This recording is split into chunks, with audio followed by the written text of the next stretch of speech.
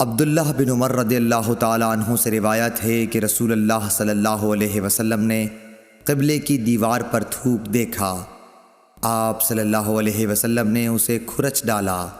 پھر آپ نے لوگوں سے خطاب کیا اور فرمایا کہ جب کوئی شخص نماز میں ہو تو اپنے منہ کے سامنے نہ تھوکے، کیونکہ نماز میں منہ کے سامنے اللہ عز و جل ہوتا ہے۔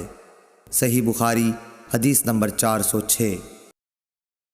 حضرت عائشہ ام المومنین رضی اللہ تعالی عنہا سے روایت ہے کہ رسول اللہ صلی اللہ علیہ وسلم نے قبلے کی دیوار پر رینٹ یا تھوک یا بلغم دیکھا تو اسے آپ نے کھرچ ڈالا۔